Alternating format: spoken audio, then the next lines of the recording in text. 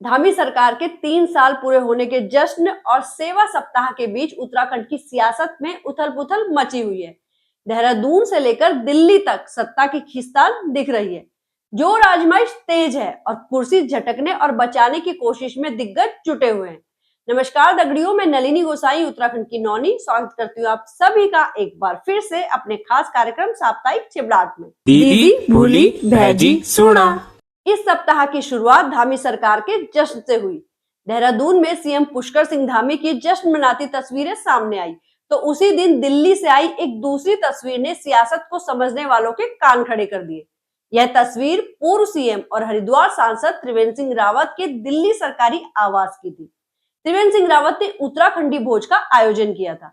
गढ़वाल सांसद अनिल बलूनी, एनएसए अजीत डोभाल और CDS general Anil Chauhan ने वहां पहुंचकर कार्यक्रम की शोभा बढ़ाई। अब उन्होंने वहां कंडाली की सब्जी खाई कि नहीं खाई ये तो पता नहीं, लेकिन कंडाली की झमझमाहट यहाँ सरकार के लोगों को जरूर महसूस हुई। आखिर होनी भी क्यों नहीं थी। पीएम नरेंद्र मोदी की गुड बुक में शामिल अनिल बलूनी, अजीत डोभाल, अनिल चौहान सरकार के 3 वर्ष पूरे होने के जश्न में तो नहीं दिखे, लेकिन भोज में बाड़ी, कफली और झंगोरे की खीर खाने पहुंच गए। सवाल ये भी उठा कि दिल्ली में उत्तराखंडी व्यंजन ही पके या सियासी खिचड़ी भी पकी। खैर, धामी सरकार के सेवा सप्ताह के बीच में ही दिल्ली में त्रिवेंद्र सिंह रावत ने अब खनन का बम भी फोड़ दिया है। इस खनन बम की गूंज इतनी तेज है कि कईयों के कान के पर्दे फटने तय हैं। यह दूसरा मौका है जबकि त्रिवेंद्र सिंह रावत ने खनन के मामले को लोकसभा में उठाया है। बहुत ज्यादा दिन नहीं हुए जबकि रावत ने उत्तराखंड में अवैज्ञानिक खनन का मामला उठाया था। हलचल उस वक्त भी मची थी, लेकिन इस बार का प्रभाव इसलिए ज्यादा है कि 3 साल के जश्न के बीच परिवर्तन की खबरें भी रह रहकर उड़ती रही हैं। अब यह कितनी सच्ची और कितनी झूठी है कह नहीं सकते, मगर इतना जरूर है कि मामला संवेदनशील बना हुआ है। त्रिवेंद्र सिंह रावत हरिद्वार के सांसद हैं और पूर्व सीएम हैं। सत्तारूढ़ दल से जुड़े होने के बावजूद जब वह उत्तराखंड में खनन और माफिया की बात करते हैं तो उसके मायने होते हैं। वैसे भी त्रिवेंद्र सिंह रावत का यह बयान किसी राजनीतिक मंच पर नहीं बल्कि लोकतंत्र का मंदिर कही जाने वाली संसद में आया है, जिसे हल्के में नहीं लिया जा सकता। खनन के सवाल पर धामी सरकार को विपक्ष पहले से घेरता आया है। इन स्थितियों के बीच पलटवार करने में धामी सरकार भी पीछे नहीं रही है। त्रिवेंद्र सिंह रावत के संसद में दिए बयान के सार्वजनिक होते ही सरकार ने भी मोर्चा संभाल लिया है। त्रिवेंद्र सिंह रावत की एक एक बात को काउंटर किया जा रहा है। आंकड़े जारी कर बताया जा रहा है कि खनन से सालाना राजस्व पहले के मुकाबले बढ़ गया है। वर्ष 2010-11 तक खनन से जहां सिर्फ 90 करोड़ तक का राजस्व आता था, वहीं अब इस वित्तीय वर्ष में अभी तक 1000 करोड़ की कमाई की जा चुकी है।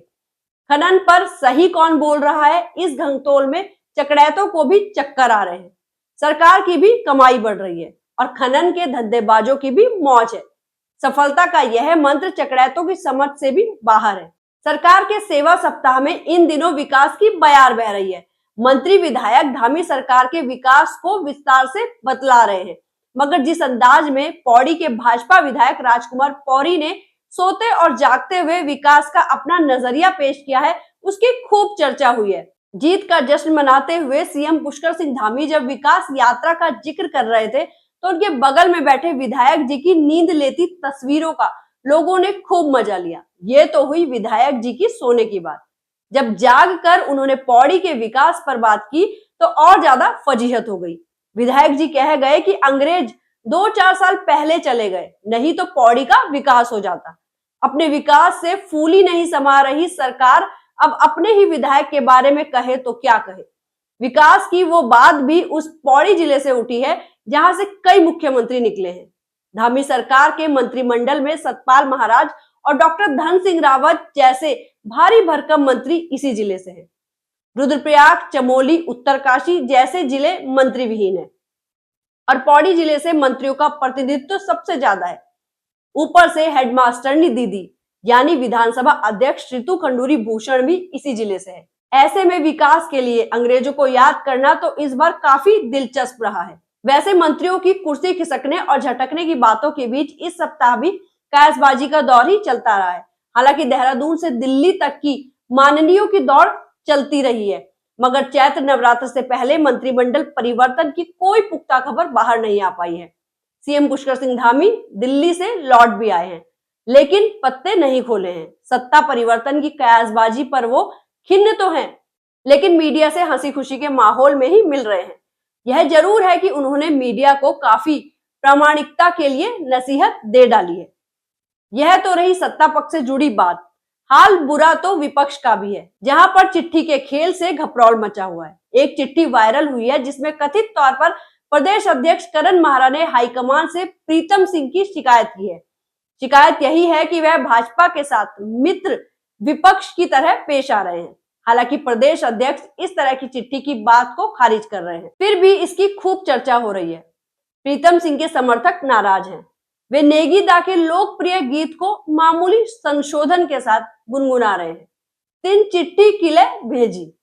इस चिट्ठी के बहाने प्रीतम सिंह के उस सरकारी बंगले पर भी निशाने लग रहे हैं जिस पर प्रदेश अध्यक्ष न होने के बावजूद वे जमे पड़े हैं। यह बंगला उन्हें सरकार ने तब आवंटित किया था जब वे कांग्रेस के प्रदेश अध्यक्ष थे, लेकिन इस दायित्व से हटने के बावजूद वे इसका इस्तेमाल कर रहे हैं। करण माहरा अध्यक्ष होने के बावजूद इस सरकारी सुविधा से वंचित हैं। हालांकि प्रीतम सिंह का कहना है कि वह विधायक भी हैं और उन्हें अगर विधायक के रूप में अन्य घर आवंटित हो जाता तो वे इसे छोड़ देते। ऐसा हुआ नहीं है, इसलिए उन्होंने यह घर छोड़ा नहीं है। व्यवहारिक तौर पर तो तर्क में दम है, लेकिन नैतिक तौर पर यह तर्क बेदम है। वैसे नेताओं से आज के जमाने में नैतिकता की उम्मीद करना ही बेमानी है। खनन के मामले पर जाते जाते एक बार फिर से लौटते हैं। खनन के जिस मामले को त्रिवेंद्र सिंह रावत ने लोकसभा सत्र में उठाया, उसमें खनन के वाहनों से दुर्घटनाओं की बात भी कही गई है। देहरादून के लच्छीवाला टोल पर डंपर से 2 लोगों की दर्दनाक मौत का मामला भी इससे जुड़ा है। जिस डंपर ने 2 लोगों की जान ली, वह खनन सामग्री से ही लदा हुआ था। इसके बाद अब लच्छीवाला टोल को ही हटाने की आवाज तेज हो गई है। सत्तारूढ़ भाजपा के क्षेत्रीय विधायक ब्रजभूषण गैरोला खुलकर लच्छीवाला टोल को हटाने की मांग कर रहे हैं। इस टोल पर पूर्व में भी कई बार दुर्घटनाएं हो चुकी हैं। स्थानीय लोगों ने भी मोर्चा खोल दिया है। ऐसे में टोल टैक्स बढ़ाए जाने की खबरें भी आ रही हैं। डबल इंजन की सरकार को देखना है कि जनहित में क्या बेहतर हो सकता है। वैसे सियासत में जिस तरह की उथल पुथल मची हुई है, उस पर जितना जल्दी अंकुश लग सके वो ही उत्तराखंड के हित में बेहतर होगा। तो दगड़ियों, क्या आपकी भी यही राय है या फिर उत्तराखंड के विकास के लिए आप कुछ और सुझाव देना चाहते हैं? हमको कमेंट के माध्यम से अवश्य बताइएगा। और हमारी वीडियो पसंद आई हो, मुद्दों में दम लगा हो तो इसको शेयर करना, साथ ही हमारे चैनल को सब्सक्राइब करना बिल्कुल मत भूलिएगा।